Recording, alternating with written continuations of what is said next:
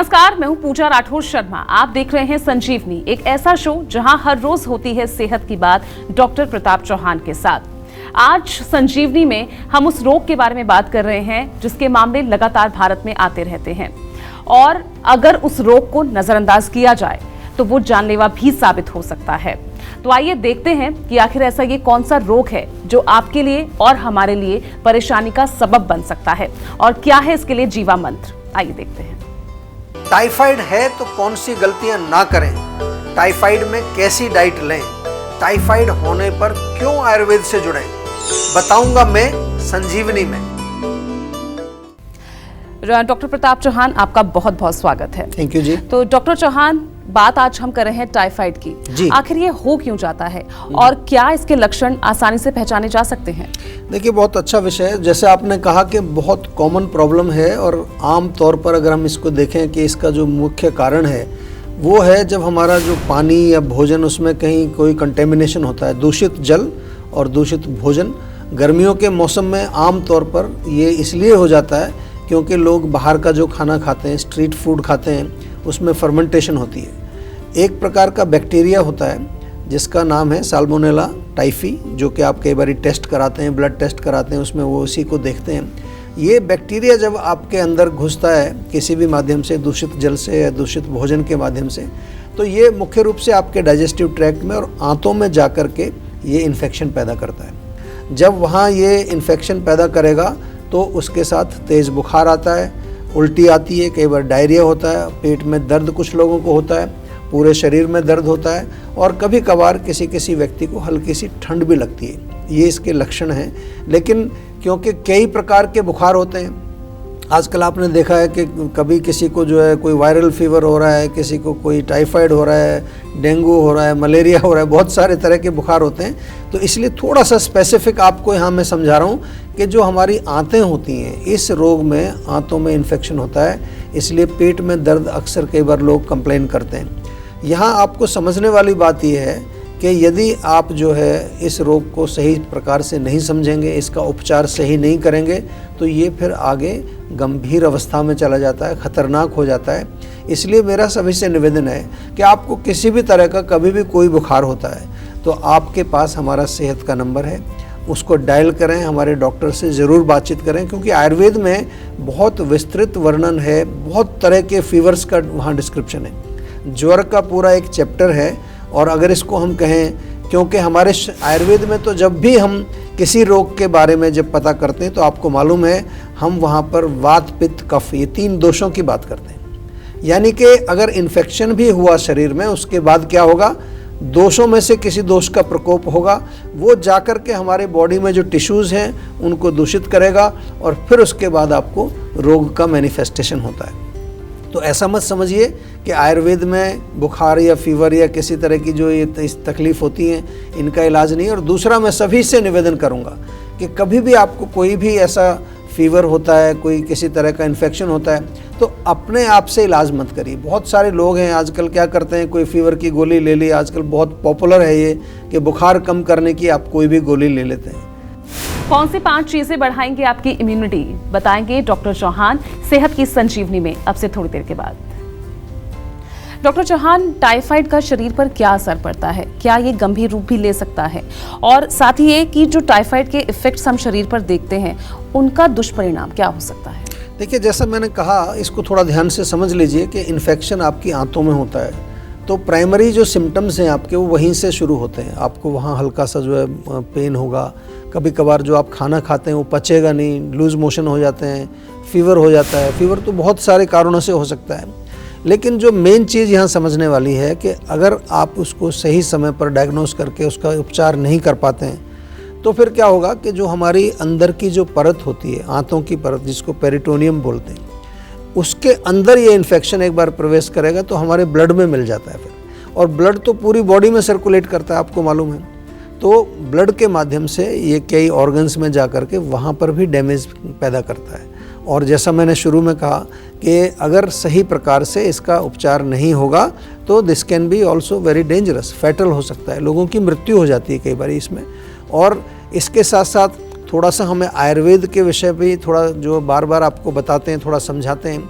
आयुर्वेद में कई तरह के फीवर लिखे हैं, उसमें एक विषम ज्वर करके आता है और विषम ज्वर में कई तरह के बुखार वहाँ पर वर्णित हैं, तो उसके सिम्टम्स कुछ इससे मिलते हैं। या ज्वरातिसार एक कर हम कहते हैं, ज्वरातिसार मतलब फीवर विद डायरिया, या फिर सन्निपातस ज्वर एक होता है जहाँ तीनों दोष वहाँ पर इन्वॉल्व होते हैं। तो आयुर्वेद के अंदर भी डिस्क्रिप्शन है। और सबसे सिंपल चीज़ जो मैं बार बार आपको समझाता रहता हूँ कि यदि आप शरीर में जब भी कोई भी आपके रोग आता है तो उस समय थोड़ा अपना खान पीन, अपना जो है डाइट, लाइफस्टाइल और रेस्ट थोड़ा करें। सबसे सरल तो ये है कि अगर खाना आप हल्का शुरू कर दें, कोई भी किसी तरह का आपके शरीर में इन्फेक्शन आता है तो उस समय दो ही चीज़ पर आपको ध्यान रखना है।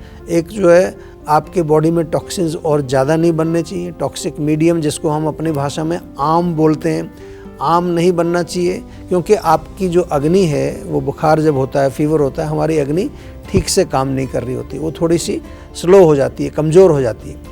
और इस बीच हमारे साथ संजीवनी दर्शक प्रिया दिल्ली से जुड़ गई हैं। प्रिया, सवाल पूछिए। प्रिया जी, अगर आप तक आवाज़ पहुंच रही है तो सवाल पूछिए। हेलो जी नमस्कार। जी नमस्कार। हाँ जी बताइए। सर मेरे पेट में बहुत दर्द रहता है।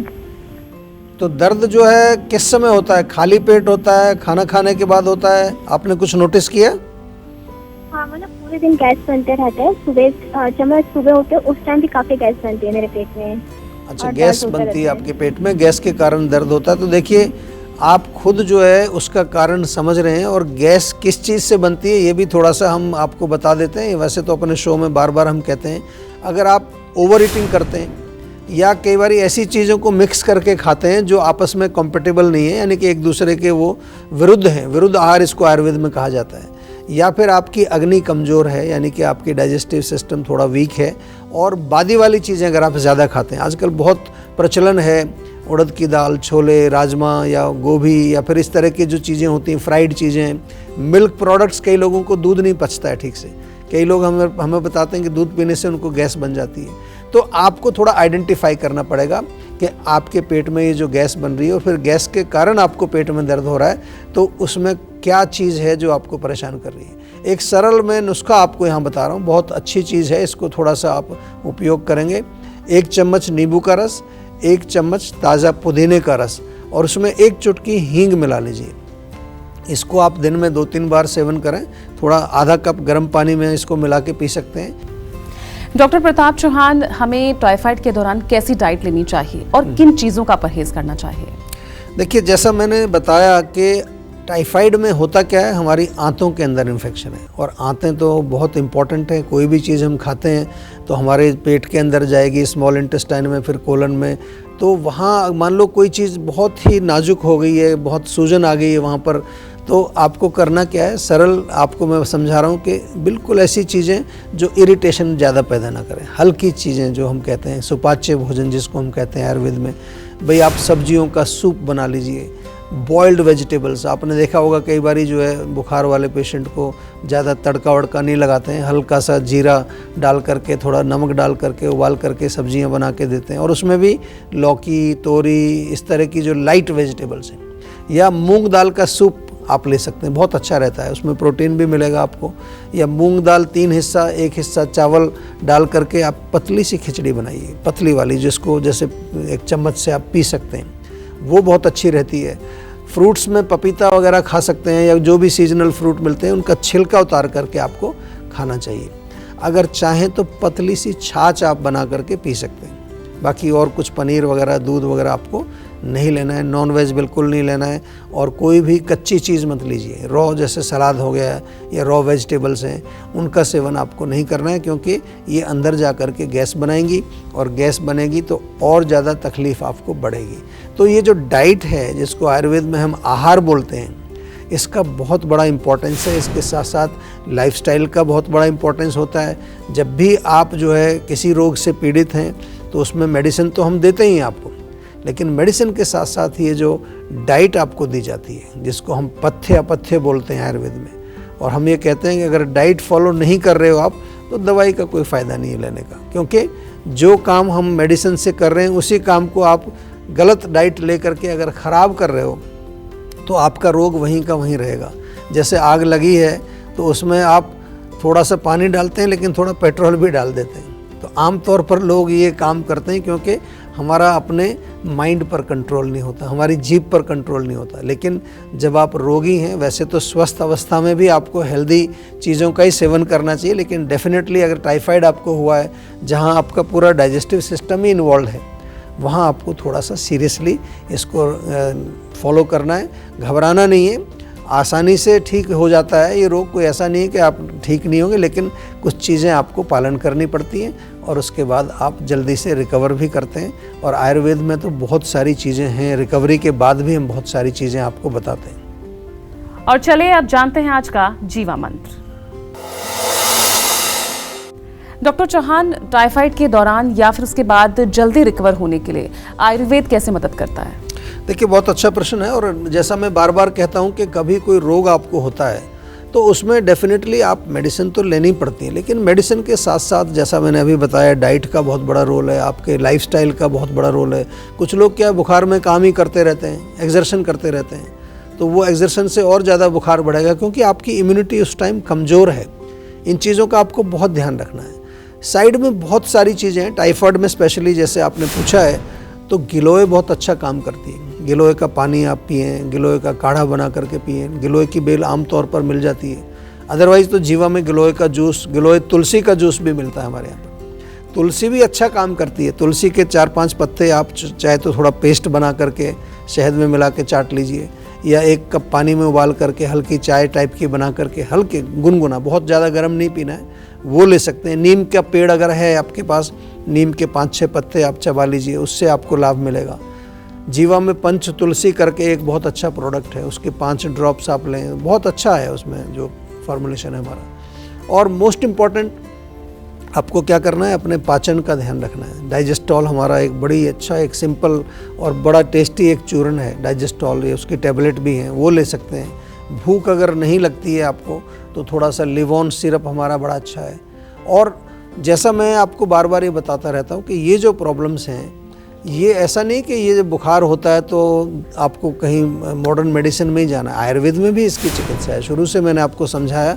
और पूरी दुनिया से बहुत सारे लोग हमारे पास आते हैं, ख़ास तौर से वो लोग जो क्रॉनिक फीवर जिनको है। कई लोगों को 6 महीने से 1 साल से बुखार चल रहा होता है, सब कुछ ट्राई कर लिया, लास्ट में आयुर्वेद में आते हैं। और आपको मैं बताते हुए मुझे बड़ी खुशी होती है कि आयुर्वेद में जब व्यक्ति आता है तो बहुत जल्दी उसको रिजल्ट इसलिए मिलता है क्योंकि हम रोग की जड़ तक पहुंचते हैं। तो घबराना नहीं है, आयुर्वेद से जुड़ना है और अपने रोगों को नेचुरल तरीके से आपको ठीक करना है। टेंशन लेने से सेहत नहीं बनेगी, सेहत बनानी है तो सेहत का नंबर मिलाएं, जो है 0129404004 और डॉक्टर चौहान की टीम के डॉक्टर से बात कीजिए और गुड हेल्थ पाइए। अब कौन सी 5 चीजें आपकी इम्यूनिटी बढ़ाएगी, तो बने रहिए जानने के लिए हमारे साथ, क्योंकि ब्रेक के बाद भी जारी है सेहत की बात डॉक्टर प्रताप चौहान के साथ।